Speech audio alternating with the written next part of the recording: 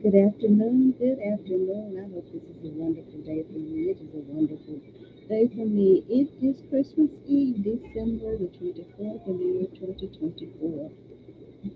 12, 24, 24. Isn't it wonderful? I am just grateful, grateful, grateful because of who God is and because He has allowed us to be here one more time. I am so thankful.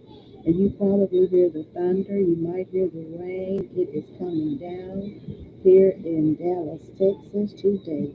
I am so grateful, grateful, grateful because we need the rain. And I just ask God to keep us all safe in this rain and the storm. So I'm just so grateful, dear God, as I sit before you to speak, I pray to you that my soul be with peace. And if I should die before I finish, I pray to you, dear God, in the name of Jesus, that any outstanding sins will be forgiven. Amen. It is such a day, such a wonderful day, and I am just grateful, grateful, grateful. Oh, I repeat myself. We're talking today about prioritizing yourself while prioritizing everyone else. You can make yourself a priority. There is nothing wrong with prioritizing yourself because if you don't prioritize yourself, you will be in trouble because you have to be in good shape in order to help others. So we have two psychology today quotes that I'm going to read. Psychology Today, one by Eileen Strauss Cohen, and then one by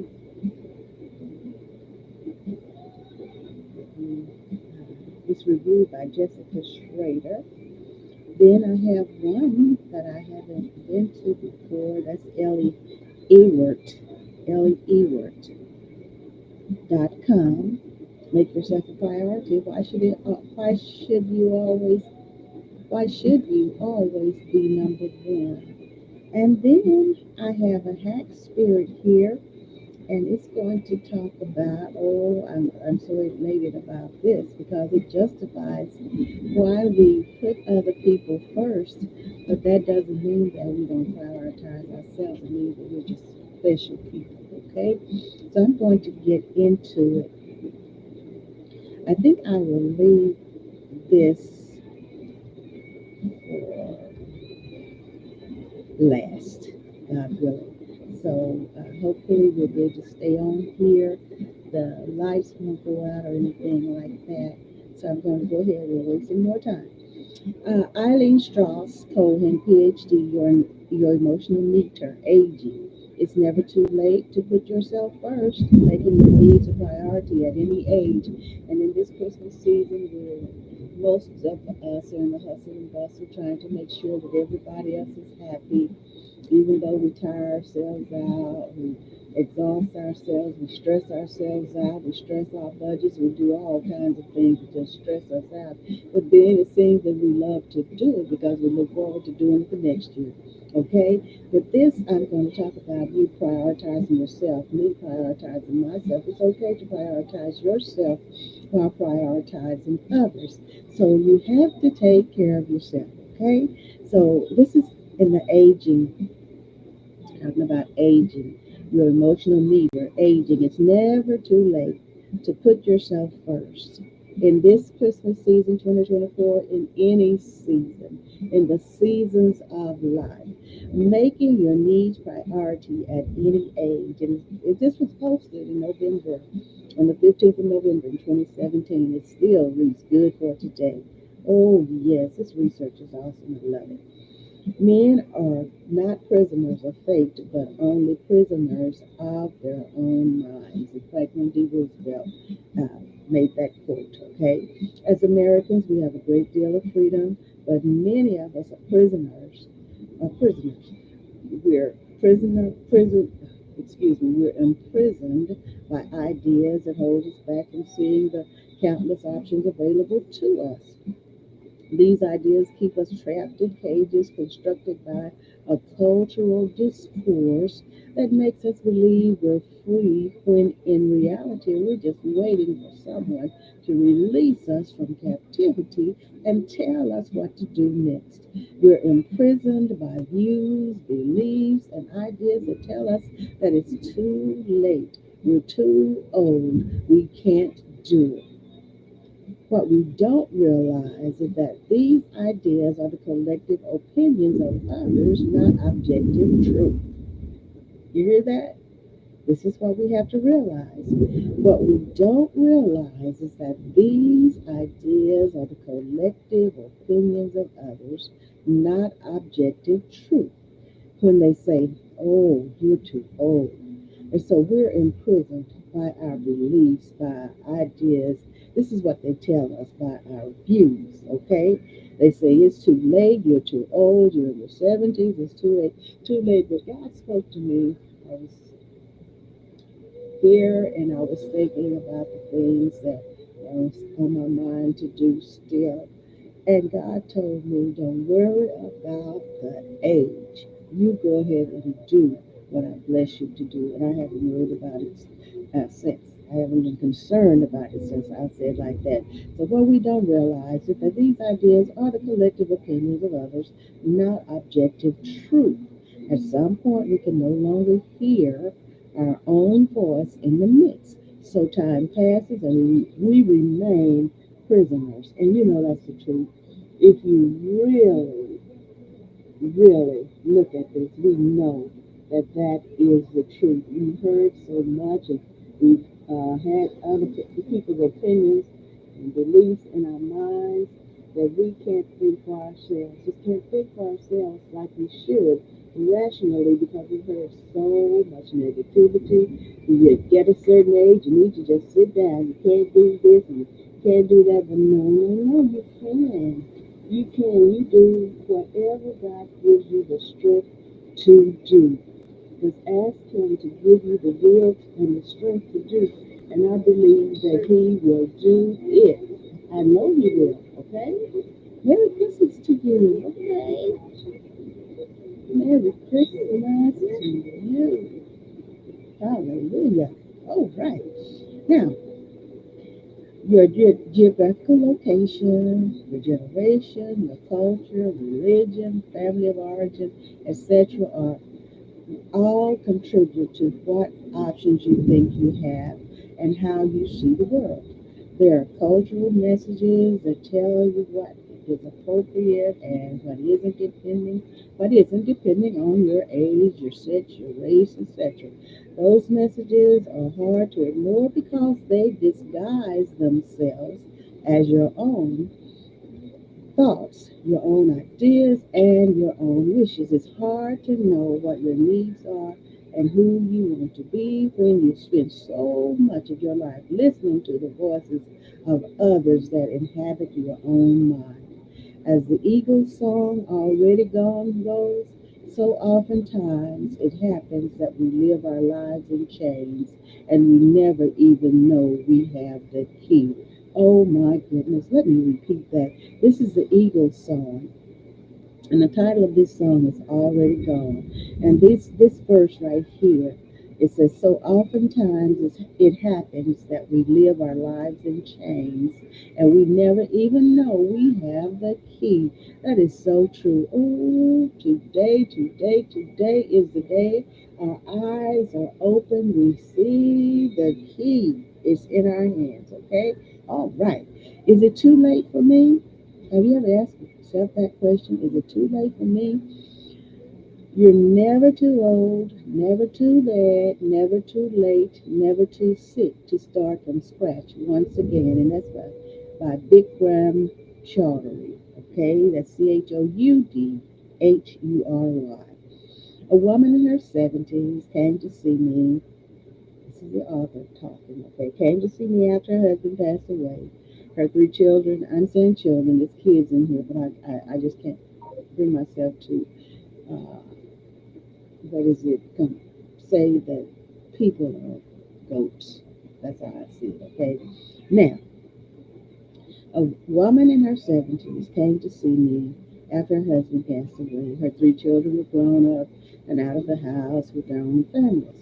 She was lost and confused about what to do next. What was her worth if she wasn't caring for her children or doing what her husband wanted? To this woman, having so much freedom of choice didn't seem like freedom at all. It felt like an actual death sentence. She would say, "What do I do now? I have no idea who I am and what I want. It is too late for me, anyways." And I remember when Mom and I were sitting on the porch after she had done all the final things after Daddy was buried, during and after his burial. And we were sitting on the porch, and she said, "I just feel like everything is over." It's just like she said, I don't know what to do next. That's what she was saying to me. Because she had done everything and she had finished everything and the preparations and the final, what is it, business and everything for Daddy. And she just said, it just seemed so final. And I can understand what this lady is saying here. I've been through, I've never said it's just so final, but when Elder Davis transitioned from here to eternity, there was a change in my life because I took care of him. We had many years together. As a matter of fact, we had 14 years and 10 months together, exactly, as husband and wife. And when he left, it was a great change. I understand. I totally understand what this lady's talking about. I wasn't in my 70s then, but I totally understand. The current population has no long, no has a longer. The current population has a longer life expectancy than ever before. Many people from many different generations are aging. As they do, they're repeatedly questioning who they are and who they want to be. And the writer goes on to say, "My grandfather was clear minded and strong until he was 94 years old." And I remember Papa. Papa was really strong and clear minded until he got into his 90s too. And Grandma, I think Grandma might have reached her 90s on Daddy's side, I believe. I'm not sure, but they lived a long life. So my grandfather, this is the writer talking now, okay?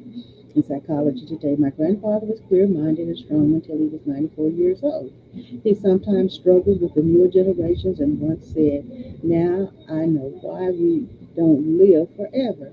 The world changes too much. This isn't the same place I was born into." He didn't give himself enough credit. He was using email, trading stocks, exercising, and playing cards with his friends every week. He was living in his new reality and slowly changing over time without realizing it. He was part of this new world too, and he continually found new ways to enjoy himself. And I had started a piece of what I had gotten the topic of why we have different generations and why one generation leaves to give the other generation time to have its own time. And then, but in the meantime, a generation is always intermingled with the other generation until the other generation moves out. And then the generation that it moves out of the way of, then that generation has a generation coming behind it that's going to move it on out of the way too. So I understand what this man was saying. Sometimes we take a stand and decide it's time to take a good look at our lives and change. Sometimes we find ourselves in circumstances that force us to figure out what the heck we need to do next. I totally understand this. What we need to do next. I am just so grateful, but I do need to continue to check on my vision and my video here. Make sure everything is coming out really good, okay? So you see my information there. If you want to contact me, call me, uh, whatever. You can even join me on here and give me your comments, okay? All your comments, I appreciate them so much. So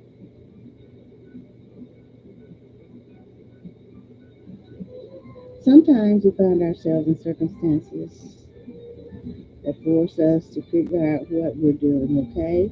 Now, talking about going back to the lady who had her husband and children were gone, and now she's talking. The writer's talking about her grandfather. So I'm going to get back here with this now.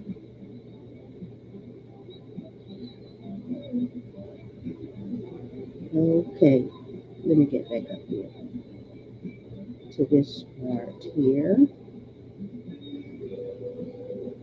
What is it that I want? Sometimes she was talking about the lady that came to her office, and I'm going to get back up there to this. Okay. Sometimes we take a stand and decide it's time to take a good look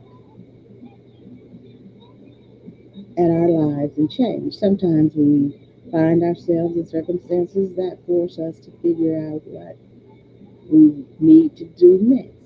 She said my client was perfectly fine with her reality of living with her husband and children. Her lifestyle fit the expectations for women in her generation and was consistent with the ideas she grew up within her family. She took care of the children, her house, and her husband. Her husband took care of the bills and made most of the major decisions. Now she sat in my office. This is a writer, remember, okay? She sat in my office and for the first time in 70 years had to had to question, what is it that I want? That can seem like the scariest question in the world. We think it should be freeing to be able to answer that question. We think the answer is just floating out there someplace waiting to be grabbed. We think it should be easy to answer. What is it that I want, or who am I? Or to think about what is my passion. We have fought many battles to be able to answer these questions for ourselves. To be free with so many options can be suffocating and feel like a lot of pressure to someone who's never believed they have the option to ask themselves those questions or examine their lives. That is so true. My goodness. And there are people like that today. And I hope if you're one of them that you will take this and use it. Okay? Once you decide it's time to find out what you want, where do you start? Where do we go from here? That's Bobby Womack's song. Start with your thoughts. Thoughts can either keep you stuck or open up opportunities for you that you never thought were possible. If you think it's too late for you or that it's just too much work, you'll be trapped, unable to move forward. You can force yourself to change your thoughts and use them to lead you into uncharted territory no matter how old you are. So you have to look beyond, okay? Freedom of thoughts, it allows you the opportunity to follow your unrealized passions. But first, you have to get rid of the idea that freedom isn't an option for you. You have to get rid of that idea, okay? The idea in your mind, stuck in your mind, that freedom isn't an option for you because there is an option of freedom for you. Remember that, okay? You have to know that it's possible for you to make your needs a priority. Aging offers you the opportunity to repeatedly reinvent yourself. It can mean looking for new activities you enjoy, making an emotional transformation, staying active, and forming new connections. Basically, your age doesn't determine what you can do. Many people let their thoughts convince them that aging brings anxiety. People let their thoughts convince them that aging brings anxiety, fear, and a lack of purpose. So many of these fears come from myths about aging that are exaggerated by our culture. But the truth is that as you age, you become stronger and more resilient to life's inevitable ups and downs as long as you don't overcome as long as you don't become trapped in the cultural discourse that doesn't value the good parts of aging. I want to do that again. So many of these fears come from myths about aging that are exaggerated by our culture. But the truth is that as you age, you become stronger and more resilient and to life's inevitable ups and downs as long as you don't become trapped in the cultural discourse that doesn't value the good parts of aging. And, some people seem like they just give up, but not me, not I. I'm not giving up. How about you? Making yourself a priority as you age. Tips for finding meaning and joy. This is where I wanted to go. No matter your age, it's important for you to continue finding meaning and joy in life. The only constant in life is change. So as you age, your life will take on different forms. Like my client, you will lose things that once occupied your time and gave your life meaning. However, contrary to what you may think, that doesn't mean it's time to stop moving forward. Instead, it's an opportunity to change your ideas about aging and make time for exciting new journeys. Small steps. Small steps. That's all life is. Small steps that you take every day. So when you look back down the road, it all adds up and you know you covered some distance. That's by Katie Kazvinsky. Kazvinsky. Now, making your needs a priority is never, I repeat, making your needs a priority is never a waste of time, especially if you've always neglected your needs. You can't do anything about the past, so what better time than now to make new choices? It may be hard to know where to begin, so I, the writer of this piece in Psychology Today, I've come up with some tips for getting started. Just remember, there's no rush. Start small. You never know what you'll enjoy until you try it. And that is so true. Thank you so much for being with me on this Christmas Eve 2024. Number one, start a new hobby or resume a hobby you used to enjoy. This doesn't have to be something you do every day, but at least once a week. Make time for something you enjoy. Number two, spend time with your loved ones. Play with your grandchildren. Make plans with family members or take your dog for a walk. Fresh and I do that every day. I take him out by park and we go around the yard. And I'll sit in the front part of the back and let him just go around and stay as long as he wants to. Then I'll come in, and when he gets ready to come in, he'll let me know by his bark, and he'll stand there until I go out there and get him too. And in increments, he'll let me know I'm ready to come in. Okay, so we do that. Number three, learn something new. Oh, yes, learn something new. Never too late. Number four, volunteer or attend a local event. You can research what's available online or through your place of worship. Number five, take a gym class or join a club. Number six, travel somewhere new or go on a weekend trip to a place you've never visited. And I was just telling my daughter today I am ready to go back to the cultural center of the Chickasaw Nation so I can dance. I love to do the dance with them, and they welcome me every time I go. We have a great meal, and they have a cafe, and then they have so much. So I am ready to go. I am ready to go. I haven't been there in God Almighty about 3, 4 years. It's time to go back. So that's one of the things that I love to do and to be there in the cabins. Oh my goodness. Number six, travel somewhere new or go on a weekend trip to a place you've never visited. Number seven, take a scenic hike, go fishing or camping, enjoy a ski trip. Number eight, visit a museum. And the Chickasaw Nation, they have their museum there too. Number nine, take up writing. Consider starting by writing or rewriting your life story.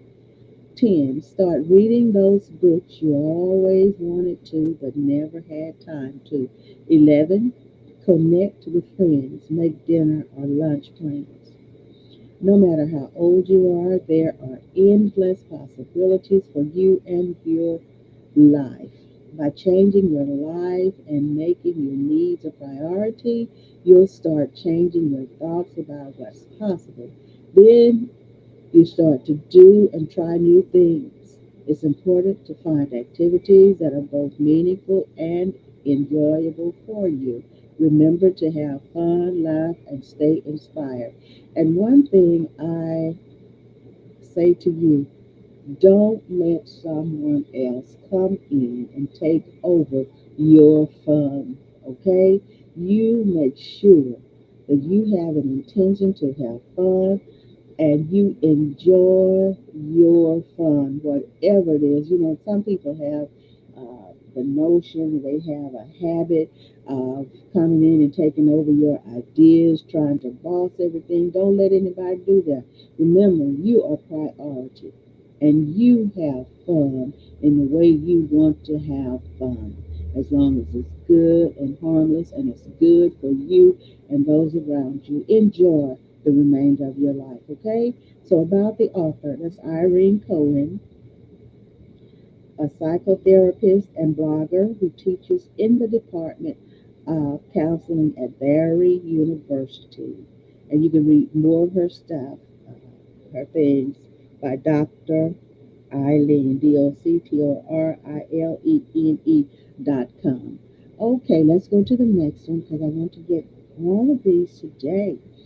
This is revised by Jessica Schrader, which is the unselfish art of prioritizing yourself. Taking care of ourselves and doing what we love is not selfish. Posted the 17th of August, 2017. Um, I think this is, I gave the information about this. It's supposed to be first, but anyway, this is the second article here in Psychology Today. It's reviewed by Jessica Schrader. Okay, review. All right, let's go. Most of us are taught from an early age that being selfish is a uh-oh. See, I just started out wrong with the word, didn't I? Most of us are taught from an early age that being selfless is a good thing, and there are many proven benefits of altruism to both our mental and physical well being. However, sometimes the messaging we receive to be giving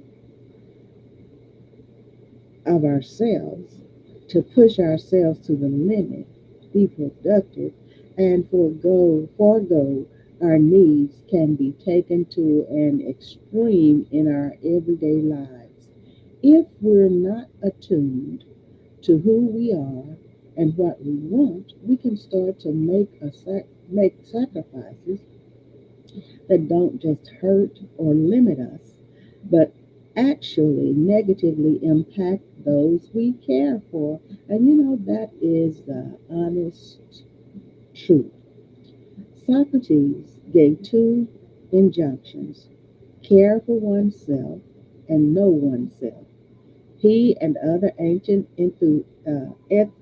excuse me, he and other ancient ethicists understood that caring for ourselves is to exhibit an attitude not only toward ourselves but also toward others and the world, to attend to our own thoughts and attitudes in self reflection and meditation, and to engage in ascetic practices aimed at realizing an ideal state of being. Maintaining a certain regard for ourselves and engaging in self compassion and self care are actually fundamental to creating a good life for ourselves and the people who matter most to us. And this is true. It's as true can be. Now we're going to why this is so important. Okay. Number one, when we feel depleted, we have nothing to give for real. So when we fill our time with responsibilities and constantly prioritize the needs of others over our own, we can drain ourselves of energy and desire.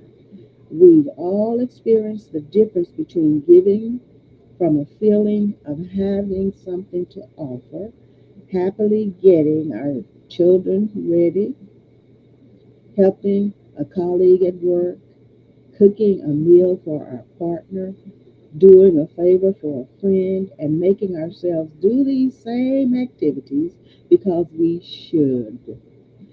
The tasks remain the same, but our attitude shifts largely based on our attitude toward ourselves. If we are kind to ourselves and considerate of our own needs, we are more likely to show up fully for the people to whom we extend ourselves. Otherwise, we may be going through the motions. Otherwise, we may be going through the motions, but not engaging in a way in which everyone benefits. For example, our children feel nurtured, our job feels rewarding, our partner feels seen, and our friend feels cared about. Number two, doing what we love recharges us. So please don't ever forget to do what you love. Do what you love, okay? Do what you love. I need to check this again, make sure that oh yeah, I'm coming through loud and clear. Do what you love. Okay, doing what we love recharges us. It's number two. When we're lit up and excited, we have more energy and positivity to offer the people around us. The time a parent takes off for a date night or an employee uses to rest instead of working at all hours is not self centered. Just because it feels good to us doesn't mean it denies others. In fact, by tending to our own needs and practicing good self care, we alter the very quality of how we relate to others. And see, I told you this at the beginning, didn't I? Oh, yes. All right. Our families, friends, and co workers get to experience us as the best and fullest versions of ourselves, happy and present. Number three, we lose our real selves in the do mentality. We lose our real selves in the do, mentality. I know many parents who go above and beyond for their children on a practical level. They literally pack every minute of their day into being chefs, chauffeurs, coaches, and cleanup crews for their children. I also know people in relationships who focus on doing everything they can think of for their romantic partner. However, when we fall into a cycle of go, we often tally up achievements that we use to prove our worth, but rarely stop to experience what makes our hard work worth it to us. We may sacrifice our own interests altogether or stop enjoying personal connections that make us feel like ourselves.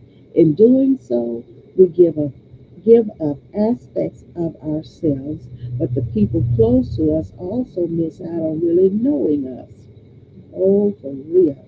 This is so good. I'm so thankful to God for giving me these topics. He'll just put it in my mind and I just start type it in or speak it, and so many of these come up. Number four, we can drain others when we don't get our own needs met, and that is so true. One of the best pieces of advice my colleague, this is the writer, okay, Pat Love gives to parents is to get their adult needs met by other adults.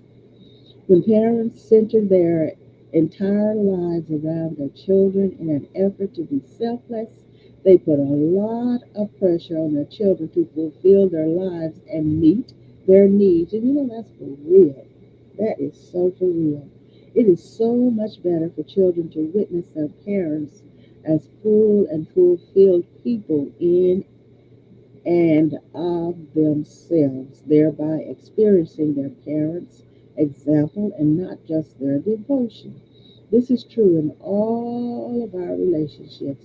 If we don't practice self care and find healthy ways to meet our needs as individuals, we tend to have less energy, complain more, drag our feet, feel more resentment, and criticize ourselves and others, all of which can be draining to all the people we are seeking to benefit by setting aside our own wants and needs. Number five, we lose ourselves to our critical inner voice. When we are preoccupied by a drive to be productive or helpful, it's valuable to look at what's pushing us. Are we doing what we do because it makes us or the people we care about happy? Or are we driven by something else? Many of us have an inner critic that tells us we have to achieve certain objectives to be acceptable or worthy. This harsh internal coach tends to attack us from all angles and reinforce the idea that anything we do for ourselves is selfish. Have you ever felt like that? Have you ever felt like that? So when we're listening to this voice, it's easy to lose track of what's really going on around us. Are we living our lives the way we want? Are we really doing justice to the people around us by being present and feeling good?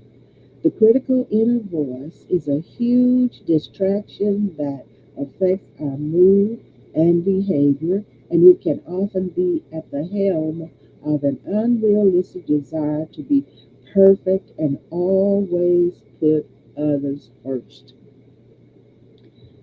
Number six, we fail to practice self compassion, and you know that we talk about self compassion.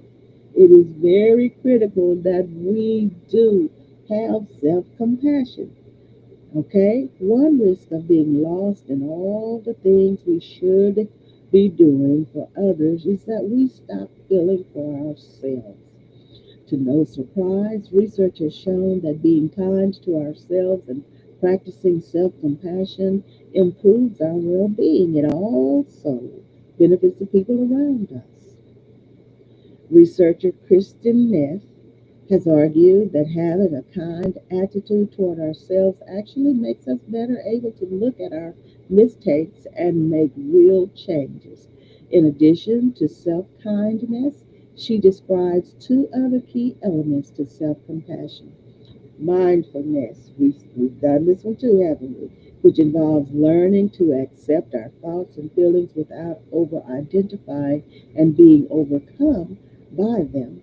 And a sense of common humanity, which means not seeing ourselves as isolated or different in our struggles.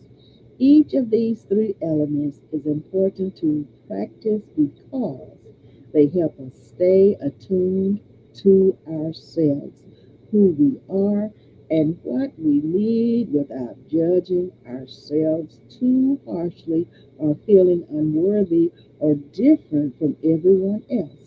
If we can take time to practice self compassion, we can feel more comfortable being ourselves and extend this attitude to others. Oh, this is so good. This is so good. Please pass this on, okay? Share this. Share this, please. Number seven, our stress hurts us and those close to us, and it really does. Our failure to stop and check in with ourselves and make time for the things that are meaningful to us can increase our stress. Filling our lives with responsibilities can generate a cycle in which being stressed feels like the norm. As a society, we are unlike uh, as a society, we are unapologetic about our stress levels, even wearing them like a badge of honor, proving our value. However, stress takes a serious toll on our mental and physical health. Let me tell you again, stress takes a serious toll on our mental and physical health. These effects often catch up with us and prevent us from enjoying our lives, not to mention affecting how we relate to others, often leading to more conflict, tension, and acting out in our relationships. Oh my goodness, it's so true. Number eight, driving ourselves can impair our performance. Driving ourselves can impair our performance. Research by the Energy Project recently found that workers who didn't practice good self care, like getting enough sleep, often have trouble focusing on one thing and are easily distracted. Their findings led the project's CEO, Tony Swartz, to conclude if you do not put your needs first, then ultimately you will not be able to perform well and show up for others consistently and happily. Taking care of ourselves doesn't just make our personal lives better, it also makes us into stronger assets at work. For many of us, there are good lessons to be learned about being generous and giving of ourselves. However, when we lose touch with the grand passions and tiny quirks that make us who we are, we diminish the quality of our lives. It's all too easy to categorize certain pursuits as selfish rather than fighting to maintain the things that make us come alive. And I want to go back here and read this part here because it's very important. I'm not just reading this haphazardly. I'm taking it in myself, and I am really, really, really praying and trusting that you and whoever needs to will get this on this Christmas Eve day in the year 2024. This is December 24th, 2024. All of us need some part of this. However, when we lose touch with the grand passion and tiny quirks that make us who we are, we diminish the quality of our lives. It's all too easy to categorize certain pursuits as selfish rather than fighting to maintain the things that make us come alive. However, when we do make time for our wants and needs, we are more alive to the world around us, more available, and more giving of our fullest selves. In effect, we are our least selfish while still honoring our sense of self. Oh, I like that. Oh, my goodness. About the author. Lisa Firestone, PhD, is a clinical psychologist and author and the Director of Research and Education for the Glendon Association. And online, you can go to PsychAlive, Facebook, Instagram, and Twitter. And this is Lisa Firestone, Firestone. Thank you, Lisa. I really enjoyed that and Psychology Today. Now we go to Ellie Ewert. I'm going to say Ewert, okay? Ewert. Make yourself a priority. Why you should always being number one. 15 minutes left. Have you ever felt like you're constantly putting others first at the expense of your own well being? It's time to flip the script. The guide is this guide is your first step towards embracing the art of making yourself a priority, unlocking a happier, healthier life. Let's embark on this journey together. All right. Understanding self priority. When we talk about making ourselves a priority, it's easy to mistake this for a call to selfishness. And this is my gift to you. Merry Christmas. This is my gift to you to learn how and to initiate prioritizing yourself while prioritizing others. Okay? Now, when we talk about making ourselves priority, it's easy to mistake this for a call to selfishness. However, prioritizing yourself is about acknowledging your worth and ensuring your needs are met so you can be your best for others too. So let's dive deeper. What does it mean to make yourself a priority? Making yourself a priority is an essential aspect of self care and self respect. It means valuing your well being as much as you do others. You see, I knew I was on it. I knew I was on it. Thank you, God. He never, ever, never, ever fails me. Allocating time and resources for your personal growth and health. Next, recognizing and fulfilling your needs, whether they're emotional, physical, or mental. It's not about neglecting your responsibilities or relationships, but balancing them with your own needs. That's what it's all about. Why it's crucial to prioritize yourself. Mental health. Prioritizing your mental health can lead to a more balanced and happier life. It reduces stress, anxiety, and the risk of depression. Oh, yes, I love it. Relationships. When you're fulfilled and content, you can offer more to your relationships. Happy people tend to foster happier relationships. Next, productivity. A well rested and mentally healthy person is more productive at work and home, managing tasks more efficiently. Next is personal growth. Making time for your interests and goals can lead to personal development and a more satisfying life. In essence, prioritizing yourself is the foundation upon which your overall happiness and success are built. It's a crucial step toward a fulfilling life. Oh, I love it. Signs you're not making yourself a priority. Here we go. In the hustle and bustle of daily life, it's easy to put yourself on the back burner.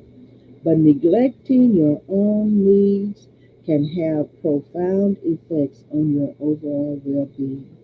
Here are some telltale signs you're not making yourself a priority and why it's crucial to address them. Neglecting personal needs. Physical health neglect. Skipping meals, not exercising, or sacrificing sleep for work or other obligations. Next, ignoring emotional health. Bottling up emotions, not seeking support for stress or mental health struggles, or feeling constantly overwhelmed. Next, personal development stagnation. Putting off personal goals and hobbies. You might not remember the last time you learned something new for fun. Neglecting your personal needs doesn't just harm you, it affects every aspect of your life. Your body and mind are the engines that power you through life, and without proper care, they can't function at their best. Ooh, this is so good for all of us. And you know what? It would be selfish for anyone not to want to share this information with all the other people they know. Somebody somewhere needs this, okay? Constantly feeling overwhelmed or burnout is the next one. Feeling like you're in survival mode. You're always on edge, just trying to get through the day. Next, loss of passion and motivation. Tasks and activities that once brought joy now feel like burdens. You're potentially in a functional freeze. Oh my goodness. What is a functional freeze? Ooh, ooh, ooh. You'll have to look that up because I only have 9 minutes here. Physical symptoms of stress. I think I'll take time to do that functional freeze. Or you're in a functional freeze, let's get you out. Ever felt like you're stuck in place, unable to move forward, not having enough energy to do even the simplest of tasks? You're not alone. Let's unravel the mystery of functional freeze, offering insights and strategies to help you break free and reclaim your momentum. Understanding functional freeze. When we encounter stress, our bodies can react in several ways. One lesser known response is the functional freeze.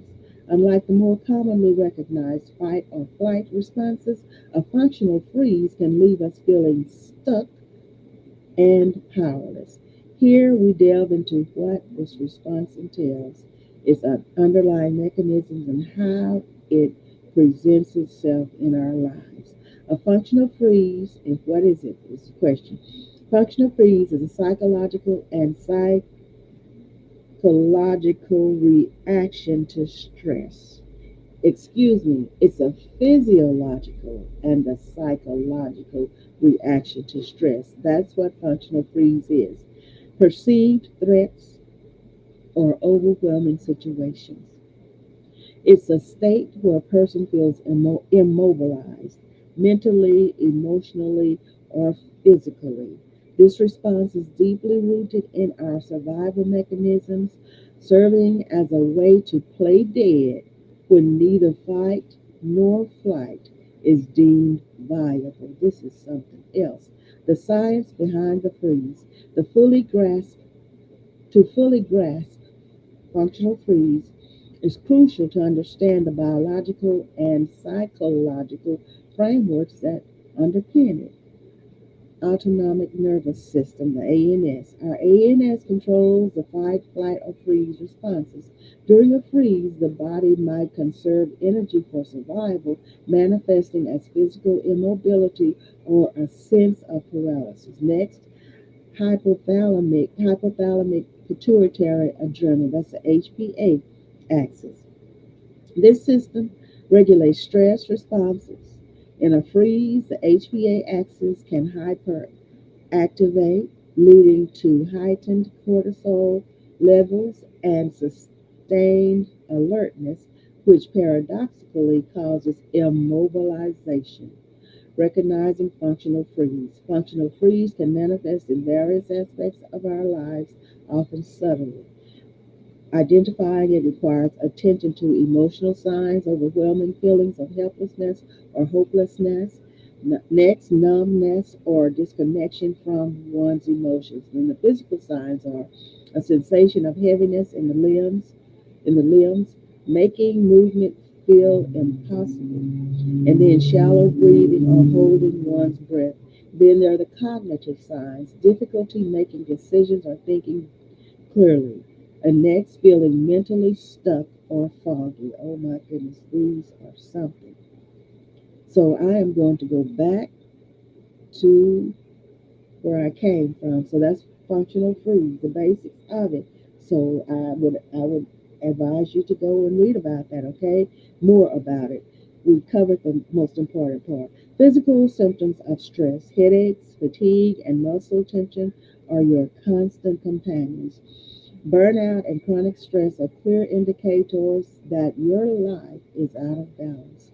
They're your body's way of signaling that it's time to take a step back and reassess your priorities.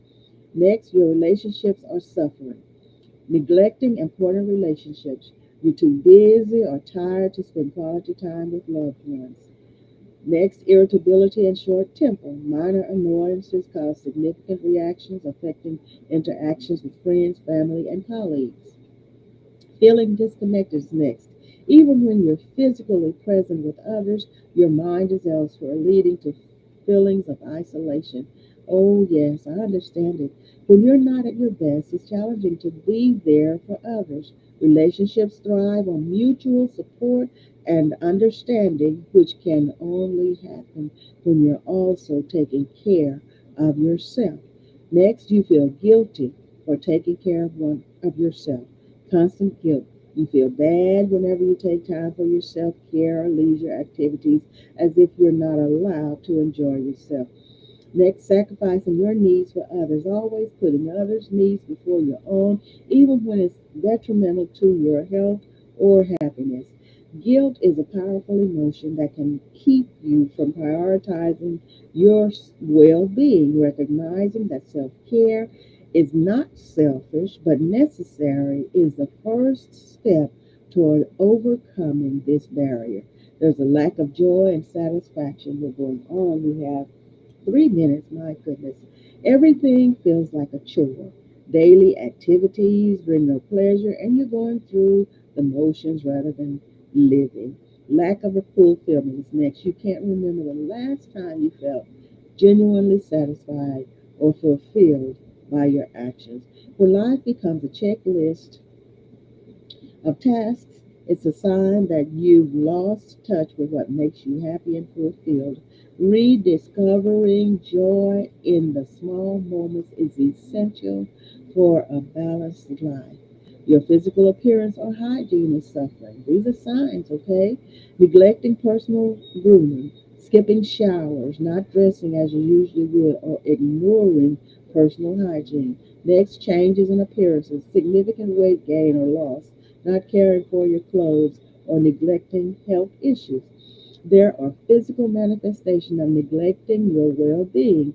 They not only affect your health, but also how you feel about yourself, impacting your confidence and self esteem. Constantly comparing yourself to others is next. Social media envy, spending excessive time on social media, envying others' lives and feeling inadequate in comparison. Next, feeling left behind, believing that everyone else is living better, more fulfilled lives. Companion or comparison is the thief of joy. You hear this? Comparison is the thief of joy, especially when you're not prioritizing your own growth and happiness. Focusing on your journey and progress is crucial for self esteem and fulfillment. How to address these signs. Recognizing these signs is the first step toward making yourself a priority. The next steps involve introspection. Reflect on what you truly want and need to feel fulfilled and happy. Next, setting boundaries. Learn to say no and allocate time for your needs and interests. Number three, seeking support. Talk to friends, family, or professionals who can provide support and guidance. Next, implementing self care. Find self care practices that work for you, whether it's exercise, meditation, or pursuing hobbies. Celebrating small wins. Acknowledge and celebrate your achievements, no matter how small. Making yourself a priority is not a one time act, but a continuous process of self discovery, boundary setting, and growth. It's about finding a balance that allows you to be your best self for you and the people around you. Remember, you can't pour from an empty cup. Taking care of yourself is the first step toward a happier, more fulfilling life. And then there are obstacles to making yourself a priority. Acknowledging the need to make yourself a priority is the first step on the journey toward a more balanced and fulfilling life. However, several obstacles can make this path seem daunting. Understanding these barriers are crucial to overcoming them. If you don't mind, can I extend your gift just a little longer? Guilt and social expectations. These are things to look for obstacles to making yourself a priority, okay? Guilt and societal expectations. Guilt and societal expectation. One of the most significant hurdles in the deep-seated guilt many feel at the thought of putting their needs first. My goodness. This guilt often stems from societal expectations that glorify self sacrifice and stigmatize self care as selfishness. Here's how this manifests. The cultural and familial pressures. Many cultures and families place a high value on selflessness, often at the expense of personal well-being. Next, role expectations. That's RLE. Certain roles, such as being a parent or caregiver, come with expectations that can make it challenging to prioritize personal needs. Overcoming this guilt involves redefining self care as a necessity rather than a luxury, recognizing that you can care for others better when you are healthy and fulfilled. Lack of time. And like here, I allotted 1 hour, but I'm going to ask you to bear with me so that I can finish this. This is very important for all of us. Okay? Another common barrier is the reception of not having enough time. In a world that moves at breakneck speed, finding moments for self care can seem like a luxury. Here's what typically happens: overcommitment. Saying yes to too many responsibilities leaves little room for personal time. Next, poor time management. Not organizing time effectively can make it seem like there is never enough of it. Addressing this challenge requires intentional time management and setting firm boundaries around personal time. And next is not knowing what you want or need. Sometimes the obstacle is not eternal. Sometimes the obstacle is not external but internal. Not knowing what you want or need to feel fulfilled can make it difficult to prioritize yourself. This might be due to lack of self reflection. Without taking the time to understand your desires, it's hard to pursue them. Next, changing life circumstances. What you need can change over time, requiring or ongoing self discovery. Engaging in regular self reflection and being open to exploring new interests can help overcome this barrier. Next, overcoming these obstacles. Confronting these obstacles requires a multifaceted approach. First one is acknowledgement. Recognize and accept that these barriers exist. Next, education. Learn about the importance of self care and the realistic portrayal of self sacrifice. Next is strategy. Develop strategies for time management, self reflection, and boundary setting. Making yourself a priority is an ongoing process that evolves with you. By identifying and tackling these obstacles head on, you pave the way for a life where your needs are not just an afterthought, but a central consideration. This shift not only enhances your well being, but also enriches the lives of those around you as they get to interact with the best version of you. Next, how to start making yourself a priority. Making yourself a priority isn't about a grand, sweeping transformation. It's about small, consistent changes that collectively redefine how you treat yourself. Here's a comprehensive guide to embarking on this rewarding journey: self reflection and setting boundaries. Self reflection, the first step, is often looking inward, asking yourself, what do I need right now? This could be anything from a night of uninterrupted sleep to pursuing a long neglected hobby. Understanding your needs is crucial to addressing them. Next, keep a journal. And I do this, I've talked about it. I'm telling you. Document your thoughts, feelings, and desires. Over time, patterns will emerge, guiding you toward what you truly want. Next, practice mindfulness. Mindfulness can help you understand your current state and recognize what changes are necessary for your well being. Next, setting boundaries. Once you know what you need, it's time to protect your time and energy to fulfill those needs. Learn to say no. This is crucial. Not every request or opportunity deserves your yes. If it doesn't align with your priorities or well being, it's okay to decline. Next, communicate clearly. Share your boundaries with others. Most people will respect your limits once they're aware of them. Next, incorporating self-care into your routine. Self-care is not a luxury, it's a necessity. It looks different for everyone. What rejuvenates one person might not work for another.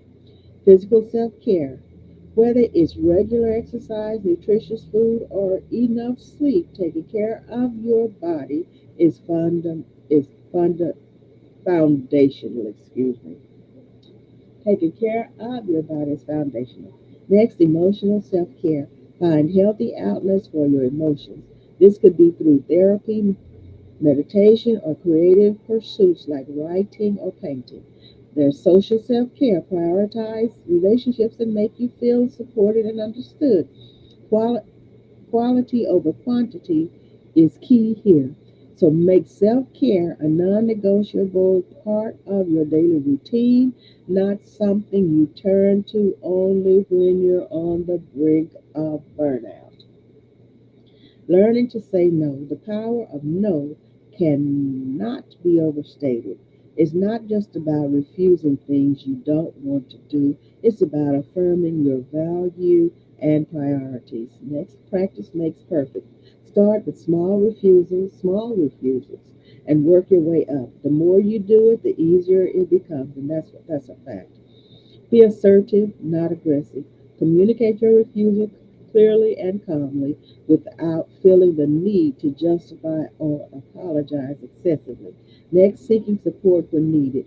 No man is an island, and sometimes making yourself a priority means reaching out for help. Lean on your support network, whether it's friends, family, or professional. Don't be afraid to ask for what you need. Next, consider professional help. A therapist can provide tools and perspectives to better understand and prioritize your needs. Next, practical tips for daily implementation. Implementing these strategies requires daily commitment. Here are practical tips to weave self prioritization into the fabric of your life. Next, start small. Big changes can be overwhelming. Focus on one small thing you can do each day for yourself. Next, schedule it. Treat your self care time like any other important appointment. Block off time in your calendar and stick to it. Next, check in with yourself regularly. It sound like that word wasn't going to end, didn't it? Regularly pause to ask yourself, what do I need right now? This simple question can keep you aligned with your priorities. Dealing with backslides. Remember, progress is not linear. There will be days when you feel like you've regressed. When this happens, be kind to yourself. Don't beat yourself up over slips.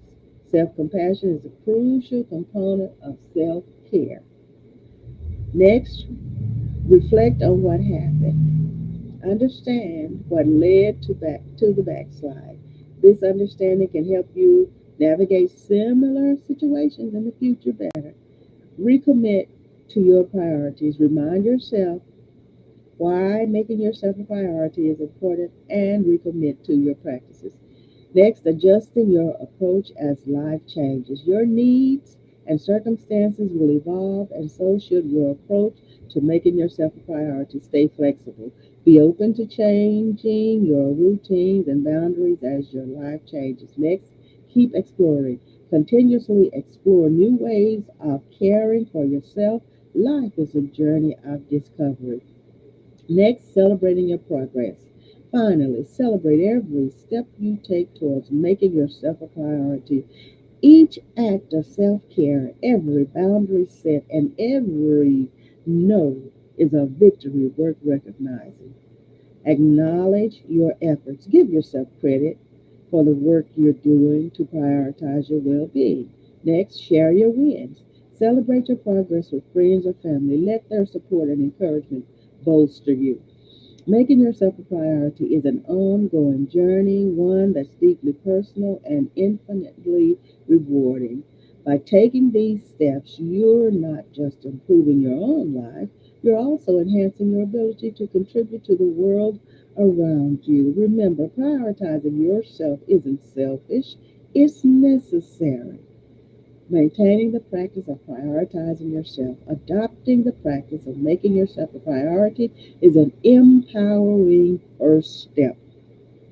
However, maintaining this practice amidst life's ever changing circumstances requires dedication, adaptability, and a good deal of self compassion. Here's how you can keep yourself at the top of your list even when life tries to shuffle the deck. Dealing with backslides. It's inevitable. There will be days or even weeks when old habits resurface and self prioritization seems to take a back seat. Here's what to keep in mind: normalize backslides. Understand that setbacks are a natural part of any growth process. They do not erase your progress. Next, reflect and learn. Each time you find yourself deprioritizing your needs, look for the lesson.